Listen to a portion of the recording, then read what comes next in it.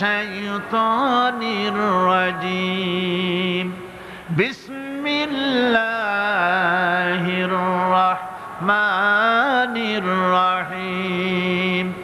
ওয়াল আসরি ইন্নাল ইনসানা লাফি খুসর إلا الذين آمنوا وعملوا الصالحات وتواصوا بالحق وتواصوا بالصبر صدق الله العظيم। কি বলেন, খুব বড় সূরা, কোরআনে কারীমের সর্বকনিষ্ঠ ছোট্ট একটি সূরা। বিপুল সংখ্যক মুফাসসিরিনে কেরাম এই সূরাটিকে মক্কি সূরা হিসাবে তারা গণ্য করেছেন। সূরাটির বৈশিষ্ট্য হচ্ছে কয়েকটি শব্দের মধ্যে আল্লাহ পাক এর অর্থ এবং ব্যাখ্যা এত বেশি, কয়েকটি শব্দের মধ্যে এই সূরাটি আল্লাহ নাজিল করেছেন, কিন্তু এর অর্থ আর ব্যাখ্যা এত বেশি যা দিয়ে একটা বিশাল গ্রন্থ রচনা হতে পারে। আমার তো মনে হয় যে সূরা ওয়াল আসর এটা যেন একটা ঝিনুকের মধ্যে আল্লাহ পাক আটলান্টিক মহাসাগর, প্রশান্ত মহাসাগর, সবগুলি মহাসাগর একটা ঝিনুকের মধ্যে আল্লাহ পুরি দিয়েছেন। মানুষের সাফল্য এবং কল্যাণ, তার ধ্বংস এবং সর্বনাশের পথ কোথায় তা এ কোরআন বলে দিয়েছে। সফলতা কিসে আসবে, ধ্বংস কিসে আসবে, এ কথা আল্লাহ কোরআনে বলে দিয়েছে। আমি আজকে এই সূরা বেছে নিলাম এই কারণে, আমরা চলছি ধ্বংসের দিকে। কোন দিকে যাচ্ছি বলেন না, কোন দিকে? আমার তো মনে হয় হেমিলেনের সেই বংশীবাদক যেন বাঁশি বাজিয়ে চলছে, আর গোটা জাতি তার পেছনে সমুদ্রে ডুবে মরার জন্য অগ্রসর হচ্ছে। বন্ধুগণ, আমি বলতে চাচ্ছি যে আজ আমরা সফলতা এবং ব্যর্থতা কিসে, লাভ আর ক্ষতি কিসে এটা বুঝতে পারছি না বলেই গোটা জাতির এই দুর্দিনে সূরা ওয়াল আসর এইটাই আমাদের আলোচনা করা উচিত বলে আমি মনে করি। এর মধ্যেই আল্লাহ পাক আমাদের লাভ, আমাদের ক্ষতি, আমাদের সাফল্য, আমাদের ব্যর্থতা এর মানদণ্ড নির্ণয় করে দিতে পারেন কে? কথা বোঝেন নাই? তাহলে বলেন না, কে দিতে পারেন? সেই আল্লাহ রাব্বুল আলামিন, তিনি কোরআনকে দিয়েছেন, এই সূরা তিনি নাজিল করেছেন। ইমাম শাফি রাহমাতুল্লাহ আলাইহি বলেছেন, লোকেরা যদি এই ছোট্ট সূরাটি উপরে চিন্তা ভাবনা করে তাহলে একটা মানুষের জন্য এই সূরাটাই তার হেদায়েতের জন্য যথেষ্ট হয়ে যেতে পারে, আর কিচ্ছু লাগে না। এই ছোট্ট সূরাটি একটা মানুষের সম্পূর্ণ হেদায়েত হওয়ার জন্য যথেষ্ট। আল্লাহ রাব্বুল আলামিন শুরু করছেন এভাবে, ওয়াল আসরি ইন্নাল ইনসানা লাফি খুসর। ওয়াল আসরি, আসরের আগে একটা অ আছে। আরবি গ্রামার অনুযায়ী এই অটা হচ্ছে ওয়াও কাসমিয়া, এটা হচ্ছে শপথ। আল্লাহ কসম করছে। আপনারা খুব চিন্তা ভাবনা করেন, মাথা ঠান্ডা করে, কান এবং দিল, মন, মগজ সব এদিকে আপনারা গভীর মনোনিবেশ সহকারে যদি শোনেন তাহলে বুঝতে পারবেন আল্লাহ পাক শপথ করতেছেন, কসম করতেছেন। এটা কি সোজা ব্যাপার না বিরাট ব্যাপার? আমরাও তো কসম করি। কখন করি? কথাটাকে নিশ্চিত করার জন্য, দৃঢ়ভাবে বিশ্বাস করার জন্য বলি, আল্লাহর দোহাই, আল্লাহর কসম, এই বলে আমরা আমাদের কথাকে উপস্থাপন করি, অধিকতর বিশ্বাস করাবার জন্য। আল্লাহ পাক কসম করতেছেন, তবে আল্লাহর কসম আর আমাদের কসম এক না। আমরা কসম করি সবচাইতে যিনি বড়, মহানত্ব, বিরাটত্ব, শ্রেষ্ঠত্বের উপরে ভিত্তি করে আমরা কসম করি, যেহেতু আল্লাহর চাইতে মহান, বড়, শ্রেষ্ঠ আর কেউ নাই। এই জন্যে আল্লাহর চাইতে বড় কেউ নাই বলে আমাদের জীবনের শ্রেষ্ঠ স্লোগান, মুসলমানের জীবনে শ্রেষ্ঠ স্লোগান নারে তাকবীর। আসতে কইলেন কেন?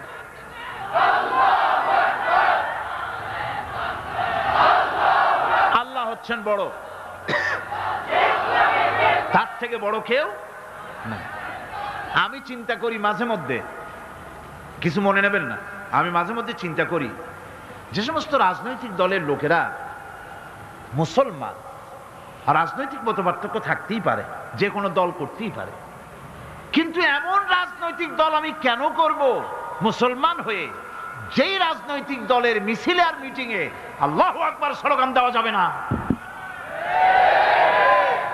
কারণ হচ্ছে আমি যখন দুনিয়া এসেছিলাম, আপনি যখন দুনিয়া এসেছিলেন, আপনার আমার কানে কি শোনানো হয়েছে কন্ত? আজান শোনানো হয়েছে। দুনিয়ায় এসে আমি প্রথম কি শুনেছি? আল্লাহু আকবার, এটাই শুনেছি।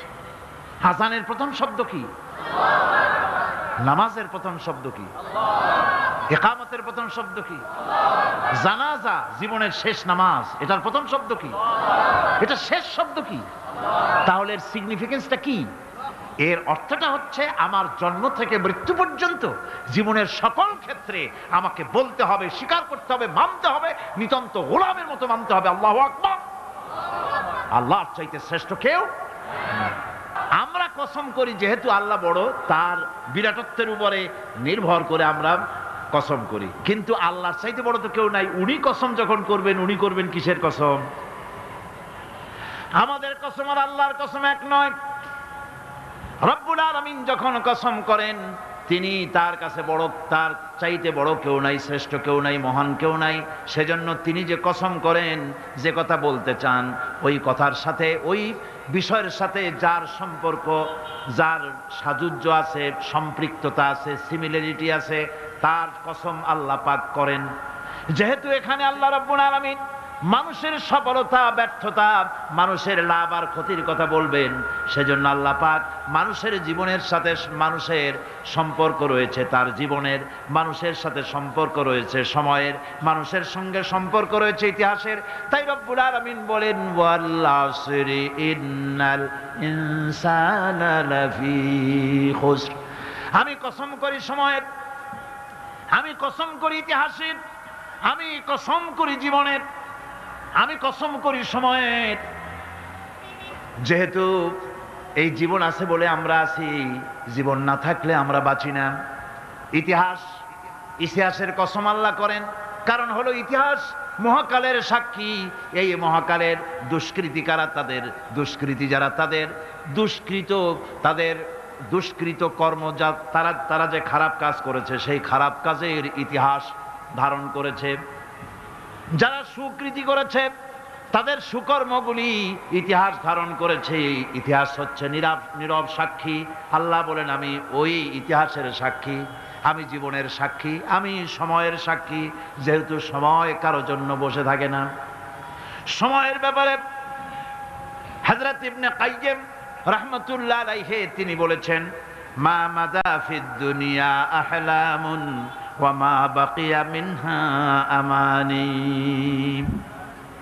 মা মাদা ফিদ দুনিয়া আহলামুন, আমি আমার জীবনের যে অংশ ফেলে এসেছি এটা আমার স্বপ্ন। ওয়া মা বাকিয়া মিনহা আমানি, আর যেটা আমার সামনে জীবন বাকি আছে ওটা হচ্ছে আমার আকাঙ্ক্ষা। ওয়াল ওয়াক্তু বাইনাহুমা দায়ুন, আর এর মাঝখান থেকে সময় চলে যাচ্ছে। সময় আমার জন্য বসে নেই, সময় চলে যাচ্ছে।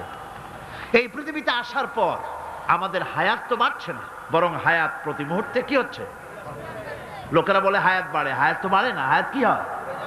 জন্মের পরের থেকে আমার জন্য রিজার্ভ আছে যতটুকুন, 50 বছর বাঁচবো, 60 বছর বাঁচবো, যতটুকুন হায়াত আমার জন্য নির্ধারিত করা আছে, নির্ধারণ করা আছে, প্রতিদিন একদিন একদিন করে কমে যেতেছে। এজন্য আমি বলি, আমার বাড়িতে যে ঘড়িটা আছে, এই ঘড়িটা বেলা 1টার সময় ঢং করে একটা আওয়াজ দেয়, শ্রোতাকে শুনিয়ে দেয়, বাড়িওয়ালা তোমার জীবনের মূল্যবান হায়াত থেকে 1 ঘন্টা কমায়া দিলাম। 2টার সময় 2টা ঘন্টা লাগায় শোনায় দিল, বান্দারে তোমার জীবনের মূল্যবান সময় থেকে 2টি ঘন্টা কমে গেল। এমনি করে দিন গেল, মাস গেল, বছর গেল, আমাদের হুঁশ হলো না। সময় চলে গেল তাস খেলে খেলে, সময় চলে গেল আমাদের খেলাধুলা করে, শয়তানি বদমাশি করে। সময় কতটুকুন পেলাম? কিয়ামতের দিন, বিচারের দিনটা যেটা হবে, আল্লাহ রাব্বুল আলামিন বলেন বিচারের দিনটাই লম্বা হবে 50 আলফা সানা মিম্মা তাউদ্দুন। বিচারের দিনটা লম্বা হবে কত বছর? 50,000 বছর। কত বছর? দুনিয়ায় যেভাবে তুমি হিসাব করো, দুনিয়ার গণনা অনুযায়ী হাসরের বিচারের দিনটা হবে 50,000 বছরের মতো লম্বা। এক কিতাবে দেখেছি, তিনি লিখেছেন হিসাব করে কিয়ামতের ওই দিনটার হিসাবে 50,000 বছর একটা দিন লম্বা। ওই হিসাবে পৃথিবীতে যারা 60 বছর বাঁচলো সেজন্য আখেরাতে 2 মিনিট দুনিয়ায় বাঁচলো। চিন্তা করেছে? মাত্র 2 মিনিট। 60 বছর যারা হায়াত পেল 2 মিনিট বাঁচলো। এই 2 মিনিটের জন্য কত হাঙ্গামা, কত মারধর, কত সন্ত্রাস, ক্ষমতার জন্য লড়াই, হ্যান করেঙ্গে ত্যান করেঙ্গে, লাঠি কে আন্দার মুগুর ভরেঙ্গে, শক্তির ঠেলায় অস্থির। আমার বন্ধুগণ, সময় চলে যাচ্ছে স্রোতের মতো করে, কারোর জন্য সময় অপেক্ষা করতেছে না। আমাদের মৃত্যু প্রতি মুহূর্তে কাছে চলে আসতেছে। এই জন্য শায়ের বলেছেন, আগাহ আপনি মৌত সে কোই বশর নেহি, আগাহ আপনি মৌত সে কোই বশর নেহি, সামা সো বরস কে হ্যাঁ পল কি খবর নেহি। মৃত্যু সম্পর্কে আমাদের কারো জানা নাই, যে কোনো মুহূর্তে মৃত্যু আমাদের কাছে এসে যেতে পারে। মৃত্যু সম্পর্কে কিছুই জানা নাই, অথচ প্রতি মুহূর্তে আমরা মৃত্যুর দিকে এগিয়ে চলছি। মাল সামান 100 বছর কি ধরে খাবো তাও জমা করে রেখেছি, কিন্তু এক মুহূর্তের খবর নাই। মাহফিলে এসেছি, বাড়ি যেতে পারবো নিশ্চয়তা নাই। আছে? বলেন আছে? আপনি বাড়ি যাও ভালো, বসেছেন, দাঁড়াতে পারবেন এই নিশ্চয়তা আছে? নাই। সুতরাং সূরার যে সময়ের উপরে কসম করে মূলত সময়ের অপরিসীম গুরুত্ব সম্পর্কে আল্লাহ পাক মানুষকে বুঝাই দিতেছেন। সময়ের দাম দাও। আমাদের সময় চলে যায় গান শুনতে শুনতে, আশ্চর্য মলম বিক্রি করা দেখতে দেখতে, তাস পাশা খেলতে খেলতে সময় চলে যায়, কেউ খেয়াল করে না। সময় বলতে অতীত কালও হতে পারে, আবার বর্তমানও হতে পারে। আর বর্তমান কাল কোনো কালই না। বর্তমান কাল কোনো কাল নয়। প্রতি মুহূর্তে ভবিষ্যৎ এসে বর্তমান হয়, আর প্রতি মুহূর্তে বর্তমান কি হয়? অতীত হয়ে যায়। বর্তমান কাল বলে কোনো কাল নাই, প্রতি মুহূর্তে অতীত হয়ে যাচ্ছে। এই যে আমি মাহফিলে বসছিলাম প্রথম এসে, ওইটা কি এখনো বর্তমান আছে? এই যে বর্তমান কথা বলছি, এটা অতীত হয়ে যাচ্ছে। সুতরাং বর্তমান কাল নাই। আল্লাহ পাক অল আসরের সময়ের কসম করে বলছেন। যদি আমরা চিন্তা ভাবনা করি তাহলে আমরা লক্ষ্য করব আমাদের আসল মূলধন সময়। আসল মূলধন কি? জীবনের আসল মূলধন কি? সময়। ইমাম রাজি রহমতুল্লাহ আলাইহি এই পর্যায়ে এক বুজুর্গের ব্যক্তির কথা তিনি আলোচনা করেছেন। তিনি বলেছেন যে একটা লোক, তিনি সূরা আল আসর এর ব্যাখ্যা তিনি বুঝতেছিলেন না। ব্যাখ্যাটা কি? এই মাথার মধ্যে ঘুরপাক খাচ্ছিল এর ব্যাখ্যা কি? একবার তিনি বাজারে ঢুকলেন, তারপরে তিনি শুনতে পেলেন বাজারের এক প্রান্ত থেকে একজন চিল্লায় বলতেছে, সেই ব্যক্তির উপরে রহম করো যার পুঁজি গলে যায়, সেই ব্যক্তির উপরে রহম করো যার পুঁজি গলে যায়। উনি চিন্তা করলেন পুঁজি এবার গলে কেমনে? উনি দৌড়ে গেলেন, যায় দেখেন যে ব্যাটা চিল্লাচ্ছে সে হচ্ছে বরফ বিক্রেতা। কি বিক্রেতা? বরফ, বরফ, আইস। এখন এই বরফ বিক্রেতা সে চিল্লায় বলতেছে, সেই ব্যক্তির পরে রহম করো যার পুঁজি কি গলে যায়। সূর্যের তাপ বাড়তেছে আর বরফ গলে যাচ্ছে।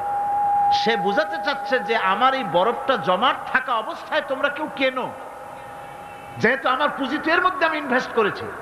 এটা যদি পানি হয়ে যায় তো পানি তো কেউ কিনবে না, এটা তো যেখানে সেখানে পাওয়া যায়। বরফ পাওয়া যায় না বলেই তো আমি বরফ কিনে আনছি। তোমরা আমার প্রতি দয়া করো, তাড়াতাড়ি করে বরফটা কিনে নিয়ে যাও। ইমাম রাজি রহমতুল্লাহ আলাইহি বলেন, বুজুর্গ ব্যক্তি চিৎকার মেরে বললেন, আল্লাহু আকবার, আমি কিন্তু এই বরফ বিক্রেতার ঘোষণার মধ্য দিয়ে সূরা আল আসরের তাফসীর আমি বুঝে ফেলেছি। তার মানে হলো বরফ বিক্রেতা যেভাবে বলতেছে সেই ব্যক্তির উপরে রহম করো যার পুঁজি গলে যায়, আমারও তো একটা পুঁজি আছে, ওই পুঁজির নাম হায়াত। প্রতি মুহূর্তে আমার পুঁজি তো গলে যেতেছে, আমার পুঁজি তো গলে যায়, প্রতি মুহূর্তে কমে যেতেছে। আহারে, এই পুঁজি যে গলে গেল ধরে রাখতে পারলাম না, এই জন্য কিছুই তো করতে পারি নাই। সূরা আল আসরের ভিতরে মানুষের আয়ুষ্কাল দেওয়া হয়েছে, বরফ গলে যাওয়ার মতো দ্রুত সে আয়ু কমে যাচ্ছে। একে যদি নষ্ট করে ফেলা হয়, ভুল কাজে ব্যয় করা হয়, সেটাই হচ্ছে মানুষের মূল ক্ষতি। মানুষের মূল ক্ষতি, ব্যবসায় ক্ষতিগ্রস্ত হয়েছে, এটা মূল ক্ষতি নয়। স্বাস্থ্য হারাইছে, মূল ক্ষতি নয়। রাজনীতিতে ব্যর্থ হয়েছে, মূল ক্ষতি নয়। জীবনে মন্ত্রিত্ব হারাইছে, মূল ক্ষতি নয়। মূল ক্ষতি প্রতি মুহূর্তে সময় নষ্ট হচ্ছে, এটাই মূল ক্ষতি। ভাইরা, কিয়ামতের দিন জান্নাতীদের কোনো দুঃখ থাকবে না, সকলের দুঃখ থাকবে। জান্নাতীদের কোনো দুঃখ থাকবে নাকি? থাকবে, থাকবে। জান্নাতীদের মনের মধ্যে একটা দুঃখই থাকবে, ভালো করে শুনুন। জান্নাতীদের মনের মধ্যে একটা দুঃখই হবে, তারা মনে মনে চিন্তা করবেন, আফসোস করবেন, আহারে যদি দুনিয়ায় বসে অমুক সময় বাসে বসেছিলাম, আজে বাজে চিন্তা করেছি, বাড়ির ড্রয়িং রুমে একা একা বসে বসে আজে বাজে চিন্তা করেছি, অমুক অমুক সময় খেলাধুলায় কাটাইছি, এই সময়গুলিতে যদি সুবহানাল্লাহ, আলহামদুলিল্লাহ, লা ইলাহা ইল্লাল্লাহ, আল্লাহু আকবার, এই তাসবিহ যদি পড়তাম, জিকির আজগার করতাম, জান্নাতের ভিতরে আরো নিয়ামত লাভ করতে পারতাম। সময়টা তো কাজে লাগাইলাম না। মানুষের সত্য, মুমিনের সব কাজে সওয়াব। ওয়াকুলু লিন্নাসি হুসনা, মানুষের সঙ্গে ভালো ভালো কথা কও, মানুষের সঙ্গে হাসি মুখে কথা কও। একজনের সাথে হাসি মুখে কথা বললেন, আপনার একটা সদকা দেওয়ার মতো সমান সব আমলনামায় লেখা হয়ে গেল। ভালো ভালো কাম করো। বন্ধুগণ, সময় দ্রুত গতিতে চলে যাচ্ছে, মানুষের জীবন ক্ষতিগ্রস্ত হচ্ছে। ক্ষতি থেকে বাঁচতে পারবে চারটা গুণ, যার মধ্যে আছে, বাকি সব ক্ষতিগ্রস্ত হয়ে যাবে। আমার ভাইয়েরা, এই কথাগুলি বলে আল্লাহ পাক যেন এরকম একটা দৃষ্টান্ত দিলেন। আপনি যদি পরীক্ষার হলে গিয়া দেখেন, ছাত্ররা পরীক্ষা দিতেছে, পরীক্ষার জন্য নির্ধারিত সময় কতটুকুন? 3 ঘন্টা। 3 ঘন্টা। 3 ঘন্টা। আপনি গিয়ে দেখলেন কোন একজন পরীক্ষার্থী পরীক্ষা দিতে গিয়ে আর একদিকে তাকায় আছে, আকাশের তারা গুনতেছে, অথবা সে গল্প করতেছে, অথবা পরীক্ষা বাদ দিয়ে আজে বাজে কিছু লিখতেছে। আপনি যেমন তাকে, ওই ছেলেটাকে আনবো না, গাফেল ছেলেটাকে ঘড়ির দিকে তাকায় বলেন, এই ছেলে ওই ঘড়ির দিকে তাকাও, দেখো তোমার সময় কিন্তু চলে যেতেছে, মাত্র 1 ঘন্টা আর তুমি সময় নষ্ট করতেছো। আল্লাহ যেন স্নেহ পরবশে তামাম পৃথিবীর গোলামদেরকে, বান্দাদেরকে আঙ্গুল নির্দেশনা দিয়ে বলছেন, বান্দারা প্রতি মুহূর্তে তোর জীবনের মূল্যবান সময় চলে যেতেছে, প্রতি মুহূর্তে সময় যাচ্ছে। আল ইনসান, ইনসান বলতে শুধু মুসলমান না, ইনসান বলতে কি মুসলমান শুধু না, আল ইনসান মানব মণ্ডলী, বিশ্বের সমস্ত মানুষকে আল্লাহ বলছেন, হিন্দু, খ্রিস্টান, বৌদ্ধ, নাসারা, ইহুদি, মজুসি, মুসলমান, বিশ্বের সব মানুষকে আল্লাহ বলছেন। যেহেতু আল্লাহ স্রষ্টা, মানুষের ব্যাপারে সার্বিক কল্যাণময় কথা কে বলতে পারেন? কে বলতে পারেন? সে আল্লাহ রাব্বুল আলামিন বলছেন, সময় চলে যাচ্ছে, ও পৃথিবীর মানুষেরা। এই মানুষ বলতে আল্লাহ রাব্বুল আলামিন কোন ব্যক্তি, কোন গোষ্ঠী, কোন জাতিকে বলেন নাই, বলেছেন সমগ্র মানবতাকে। এর অর্থ হচ্ছে সূরাটিতে উল্লেখ্য 4টি গুণ যদি আমল করতে পারে লোকেরা, যেই ব্যক্তি করবে, যেই সমাজ করবে, যেই রাষ্ট্র করবে, যেই গোষ্ঠী করবে, যেই জাতি করবে, তারাই ক্ষতি থেকে বেঁচে যাবে। আর যারা করবে না, তারা ক্ষতিগ্রস্ত হবে। কি হবে বলুন? এখন আল্লাহ পাকের কথা শুনুন। আল্লাহ পাক বলছেন, ওয়াল আসরি ইন্নাল ইনসানা লাফি খুসর। খুসর, খুসরিন, এই যে খুসর, খাসারা, এই শব্দটা হচ্ছে আবিধানিক অর্থে ক্ষতি হচ্ছে লাভের বিপরীত। লাভের বিপরীত কি? ক্ষতি। নাফা, এই নাফার বিপরীত কি? নোকসান। খাসারাটা কি? নোকসান বলা হয় পুঁজি 50,000 খাটাইছিলাম, লাভ করতে পারি নাই, পুঁজি ঠিক আছে, এটাকে বলা হয় নোকসান। এটাকে কি বলা হয়? নোকসান। কিন্তু আমি পুঁজি খাটিয়েছিলাম 50,000 টাকা, লাভ তো হয়ই নাই, পুঁজিও চলে গেছে, আমও গেছে, সালাও গেছে, আমও নাই, সালাও নাই। এইটারে আরবিতে কি বলা হয়? খাসারা, দেউলিয়া। দেউলিয়া হয়ে গেছে। দেউলিয়াটা বোঝেন ভালো আপনারা, দেউলিয়া হয়ে গেছে।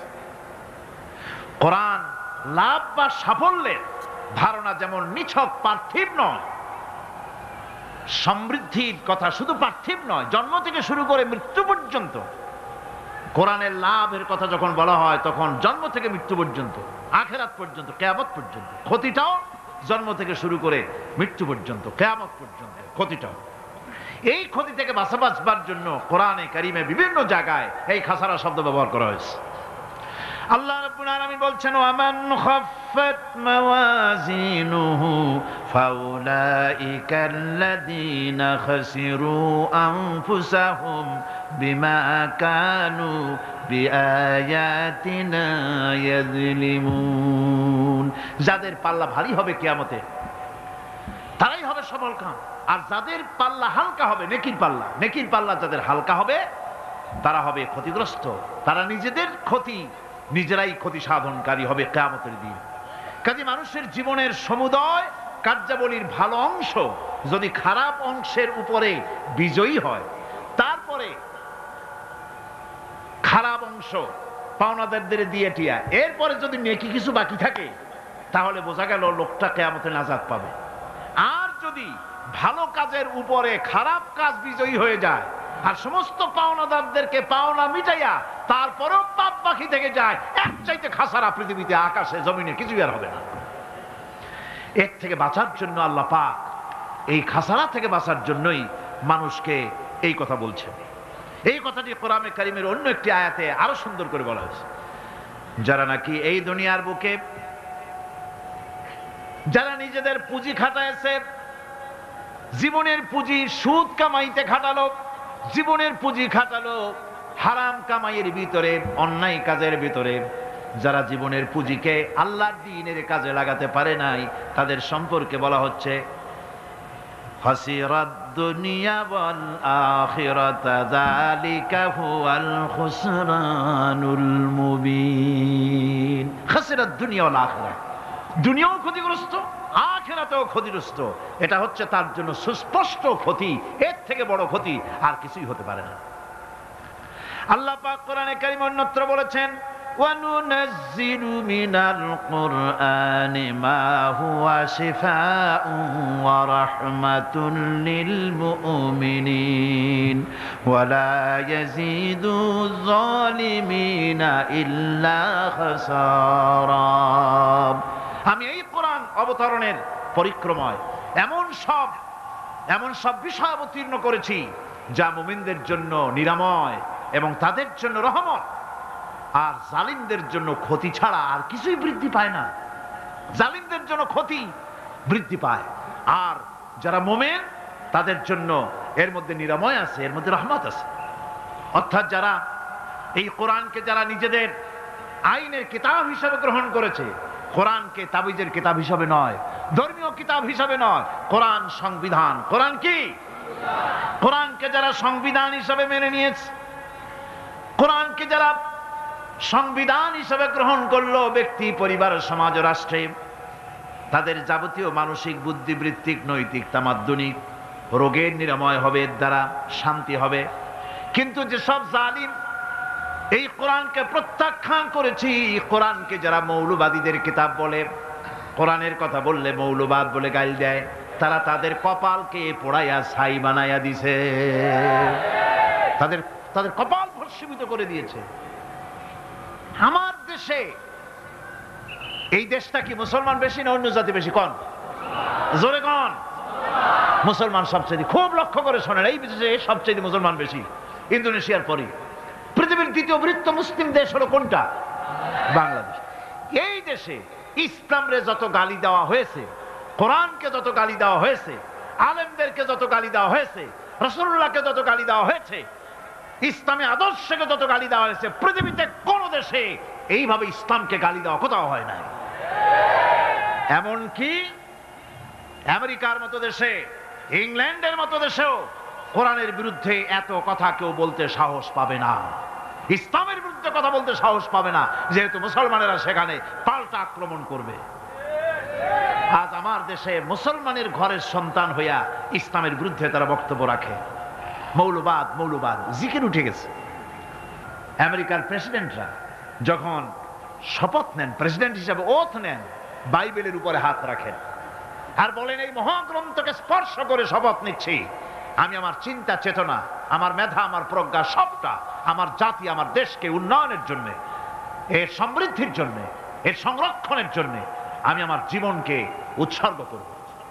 বাইবেলের উপরে স্পর্শ করে এই শপথ তারা নেন। আমার দেশের প্রেসিডেন্ট, প্রধানমন্ত্রী শপথ নেওয়ার সময় কোরআন শরীফের উপরে হাত রাখে যদি, তাহলে বলা হবে বেচারা মৌলবাদী হয়ে গেছে। এটা করা যাবে না। আর যদি কেউ করে সামান্য কিছু, কোরআন না, যদি তসবিহ নিয়েও আসে, তাহলে বুঝতে হবে জাতির সাথে একটা প্রতারণা ছাড়া আর কিছুই না। কাজেই ধর্মের প্রতি আকর্ষণ একটা ভিন্ন জিনিস। সেই জিনিসকে ছেড়ে যারা দেয় তারাই ক্ষতিগ্রস্ত হয়, আর যারা ধরে রাখে তারা দুনিয়ায় ক্ষতিগ্রস্ত হয় না। আল্লাহ পাক এখানে রাসূল করিম সাল্লাল্লাহু আলাইহি ওয়াসাল্লাম একটি হাদিস প্রণিধানযোগ্য কোরআনের ব্যাপারে। হুজুর বলেছেন, আল কোরআন হুজ্জাতুন লাকা ওয়া আলাইকা। এই কোরআন হয় তোমার পক্ষের সাক্ষী, না হয় এই কোরআন তোমার বিপক্ষের সাক্ষী। কিয়ামতে এই কোরআন হয় তোমার পক্ষে কাজ করবে, নতুবা এই কোরআন তোমার বিপক্ষে কাজ করবে। দুই অবস্থা থেকে খালি হবে না। হয় কোরআন তোমার পক্ষে সাক্ষী দেবে, না হয় আমরা কি চাই? কিয়ামতে কি চাই? বলেন কি চাই? কোরআনের পক্ষে যদি আমরা সাক্ষী চাই, তাহলে এই কোরআনের পক্ষে আমাদেরকে কাজ করতে হবে। এছাড়া আমাদের নাজাতের কোনো পথ নাই। আমাদের মুক্তির পথ হচ্ছে কোরআন কেন্দ্রিক, রাসূলুল্লাহর হাদিস কেন্দ্রিক। এর বাইরে আমাদের সমস্ত পুঁজি নষ্ট হয়ে যাবে। আমাদেরকে পৃথিবীতে টিকে থাকতে হলে কোরআনের উপরে ভিত্তি করে আমাদেরকে বাঁচতে হবে, টিকতে হবে। কোরআনে কারিমে আল্লাহ রাব্বুল আলামিন অন্যত্র বলেছেন, কুল ইন্নাল খাসিরিনাল্লাযীনা খাসিরু আনফুসাহুম ওয়া আহলিহিম ইয়াওমাল কিয়ামাহ আলা যালিকা হুয়াল খুসরানুল মুবিন। বলো, প্রকৃত দেউলিয়া তারাই যারা কিয়ামতের দিন নিজেকে, নিজের পরিবার পরিবর্গকে এই ক্ষতির দিকে যারা ঠেলে দেবে। ভালো করে শুনে নাও, এটি হচ্ছে সুস্পষ্ট ক্ষতি, সুস্পষ্ট দেউলিয়াপনা। এই ক্ষতি থেকে বাঁচার জন্য আল্লাহ রাব্বুল আলামিন কোরআনে কারীমের মধ্যে বলেছেন, ওয়াল আসরি ইন্নাল ইনসানা লাফি খুসর। পড়েন সবাই, ওয়াল আসরি ইন্নাল ইনসানা লাফি খুসর। মানুষের, সমগ্র মানুষের জীবন ক্ষতিগ্রস্ত, ব্যর্থ।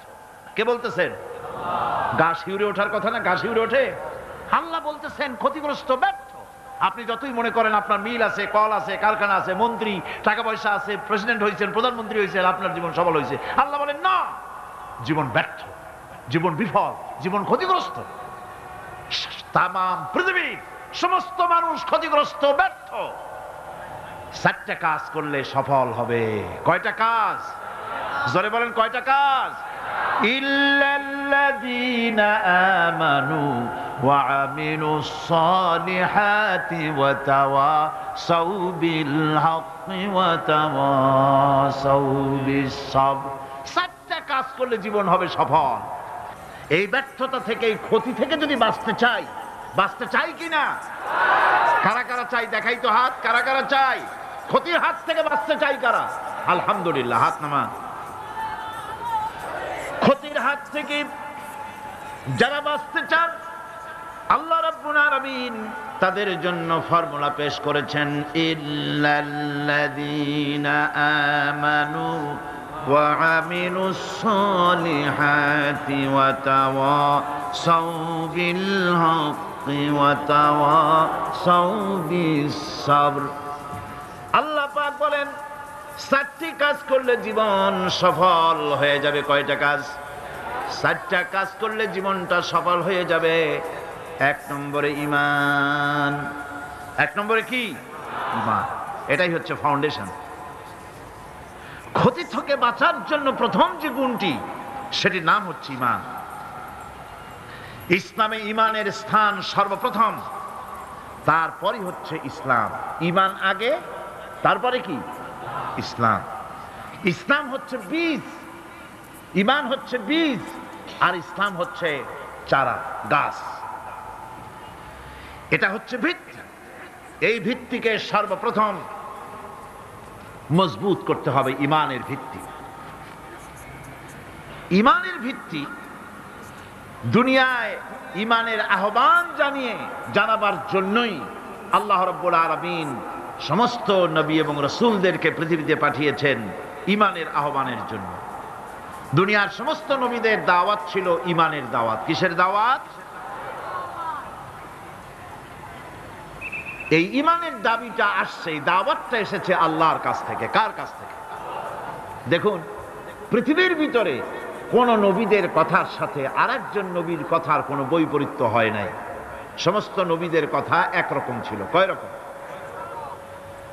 একজন নবীর সঙ্গে তার বক্তব্যের সাথে আরেকজন নবীর বক্তব্যের কোনো গুণগত মৌলিক কোনো পার্থক্য ঘটে নাই, অসঙ্গতি হয় নাই।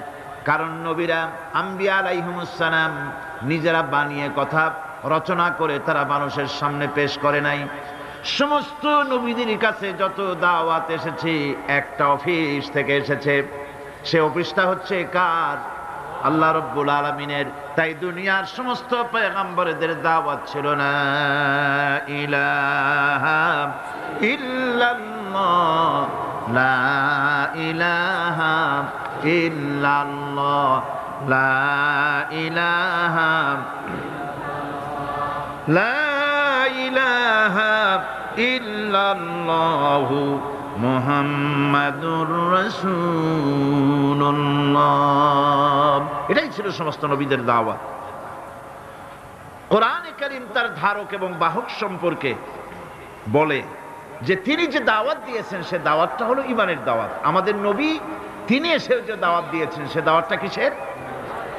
কোরআনে কারীম বলছি, রব্বানা ইন্নানা সামি'না মুনাদিয়ান ইউনাদি লিল ঈমান।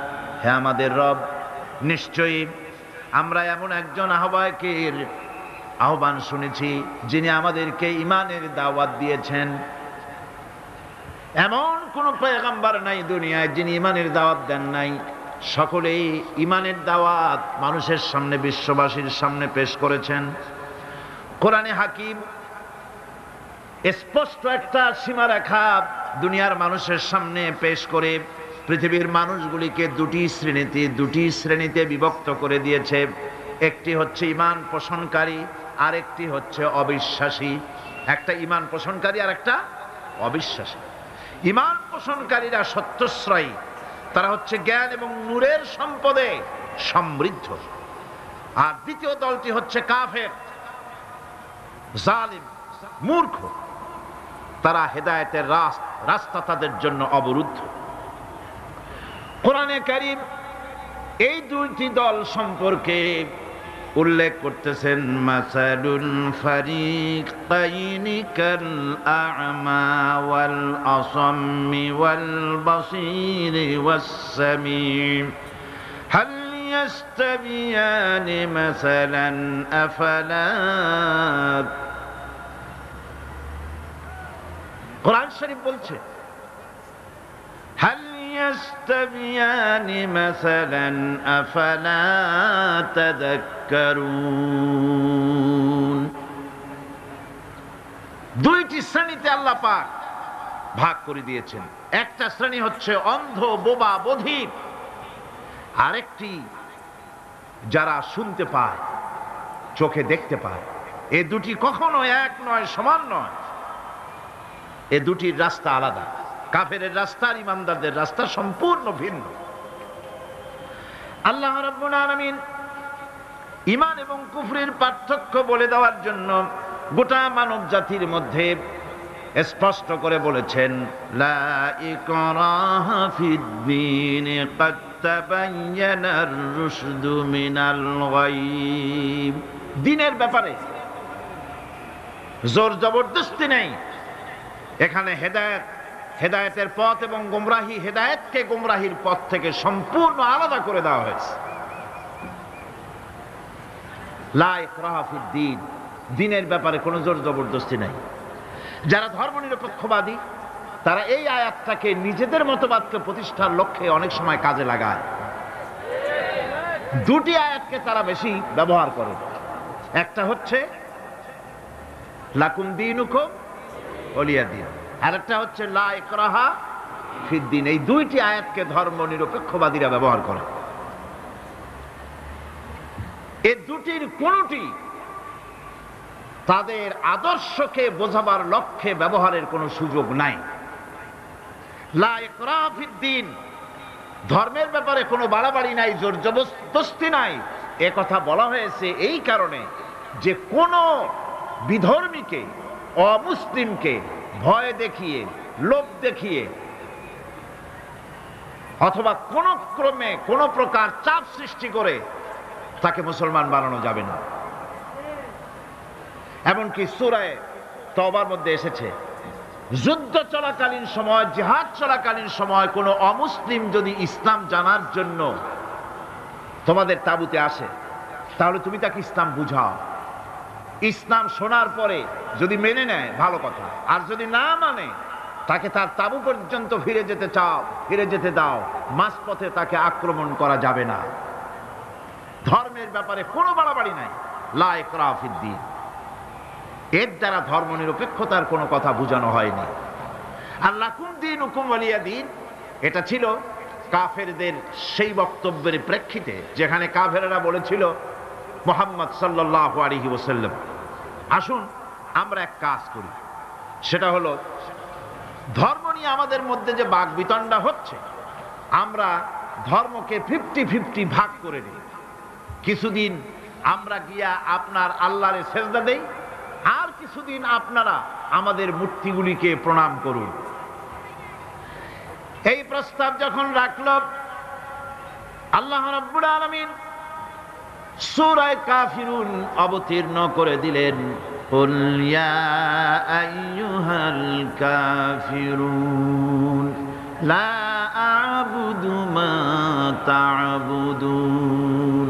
হে কাফেরেরা, হে অবিশ্বাসীরা, নবী আপনি বলুন, হে অবিশ্বাসীরা, তোমরা যার ইবাদত করো আমরা তার ইবাদত করি না, আবার আমরা যার ইবাদত করি তোমরাও তার ইবাদত করো না।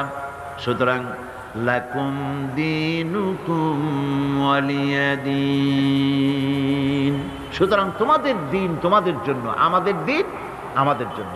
এখানে নিরপেক্ষতার কথা বলা হয় না, এখানে পক্ষের কথা বলা হয়েছে। কিসের পক্ষ? ধর্মের পক্ষ। কিসের পক্ষ? হিন্দু, খ্রিস্টান, বৌদ্ধ, তোমরা তোমাদের ধর্মের পক্ষে থাকো। মুসলমান, তোমরা তোমাদের ধর্মের পক্ষে থাকো। ধর্মের ব্যাপারে নিরপেক্ষ হওয়ার কোনো সুযোগ নাই। আছে নাকি সুযোগ? আমি পার্লামেন্টে বলেছি এই কথা, যে একটা ধর্মের উপরে বিশ্বাস করে নিজেকে একটা ধর্মের পক্ষের ব্যক্তি হিসাবে ঘোষণা করে কেউ বলছে, দাবি করছে আমি হিন্দু, কেউ বলছে আমি বৌদ্ধ, কেউ বলছে আমি খ্রিস্টান, কেউ বলছে আমি মুসলমান। নিজেকে একটা ধর্মের বিশ্বাসে বিশ্বাসী ঘোষণা করার পর আমি ধর্ম নিরপেক্ষ, এই কথাটা মিথ্যা, বানোয়াট, জালিয়াতি, প্রতারণা, মুনাফিক। কোন ধর্মের অনুসারী ব্যক্তি ধর্ম নিরপেক্ষ হতে পারে না। কেবলমাত্র নাস্তিক, যারা আল্লাহরে মানে না, আল্লাহকে স্বীকার করে না, ওরা বলতে পারে আমরা ধর্ম নিরপেক্ষ, ধর্মের ব্যাপারে আমরা নিরপেক্ষ, গুলো মানি না, বিশ্বাস করি না। কিন্তু যারা ধর্মে মানে, সেদের যে ধর্মেরই হোক না কেন, সে ব্যক্তি ধর্ম নিরপেক্ষ যদি দাবি করে, এটা মিথ্যে কথা, এটা মুনাফিকি ছাড়া আর কিছু হতে পারে না। মুসলমানকে, যে কোনো জাতিকে যে ধর্মে আছে ধর্মের পক্ষে থাকার কথাই বলা হয়েছে। এখন আমি বলতেছিলাম ইমানের কথা। ইমান আগে আনতে হবে। ইমান সম্পর্কে আল্লাহ রাব্বুল আলামিন বলতেছেন, ইমান হলো আগে, তারপরে ইসলাম। আবার ইমান আনার আগে আবার কুফরি একটা শব্দ আছে, সেটা হলো ফামান ইয়াকফুর বিত্তাগুতি ওয়া ইউমিন বিল্লাহি ফাকাদ ইসতামসাকা বিল উরওয়াতিল উসকা লা ইনফিসামা লাহা والله سميع عليم ফামান ইয়াকফুর বিত্তাগুত, যে ব্যক্তি তাগুতকে অস্বীকার করেছে, সর্বপ্রথম তাগুতকে অস্বীকার করতে হবে। ওয়া ইউমিন বিল্লাহ, আর এরপরে আল্লাহর উপরে যে ঈমান আনলো, ফাকাদ ইসতামসাকা বিল উরওয়াতিল উসকা, সেমন এক শক্ত অবলম্বন ধারণ করলো যা তাকে কোনো কিছুই বিচ্ছিন্ন করবে না, ধ্বংস করে দেবে না। সুবহানাল্লাহ। এখন সত্যিকারের ঈমানদারের পরিচয়টা কি? কোরআনে কারীম সত্যিকারের ঈমানদারের পরিচয় এভাবে পেশ করতেছে, ইন্নামাল মুমিনুনা আল্লাযীনা আমানু বিল্লাহি ওয়া রাসূলিহি সুম্মা লাম ইয়ারতাবু وجاهدوا بأموالهم وأنفسهم في سبيل الله أولئك هم الصادقون। ঈমানের দাবিতে সত্যবাদী কারা? ইন্নামাল মুমিনুনা আল্লাযীনা আমানু বিল্লাহি ওয়া রাসূলিহি, সত্যিকারের মুমিন তো তারা যারা নাকি ঈমান এনেছে আল্লাহর উপর এবং রাসূলের উপরে। এই ঈমান আনার পর সুম্মা লাম ইয়ারতাবু, এরপরে কোনো সন্দেহে সে নিপতিত হয় নাই, কোনো সন্দেহ তার মনের মধ্যে জায়গা পায় নাই, আর সে আল্লাহর রাস্তায় জিহাদ করেছে মাল দিয়ে, জান দিয়ে। উলাইকা হুমুস সাদিকুন, এরাই হলো ঈমানের দাবিতে সত্যবাদী। সুম্মা লাম ইয়ারতাবু, অথবা এক বিন্দু সন্দেহ মনের মধ্যে জায়গা দেয় নাই, অর্থাৎ ঈমান আনছি কার উপরে? আল্লাহর উপরে। কার উপরে? আর তার রাসূলের উপরে। আল্লাহ এবং রাসূলের উপরে ঈমান আনার পর যারা আল্লাহ এবং রাসূলের বিধান জীবনের সকল ক্ষেত্রে মানতে পারে নাই, তারাই সন্দেহে নিপতিত হয়েছে। কথা বুঝতে পেরেছেন? তাদের সন্দেহ এই কোরআন মানুষের জীবন, তার সম্পদ, তার রাজনীতি, তার অর্থনীতি পরিচালনা করতে পারে না। সেই জন্য ধর্মের ব্যাপারে কোরআন মানি, ধর্মের ব্যাপারে নামাজ আর রোজা মানি, কিন্তু রাজনীতিতে ধর্ম মানি না। এটাই হলো সন্দেহ। এটাই কি? সন্দেহ, অবিশ্বাস। জীবনকে তারা দুইটা ভাগ করেছে, এক ভাগ রাজনীতির জন্য, আর এক ভাগ কিসের জন্য? ধর্মের জন্য।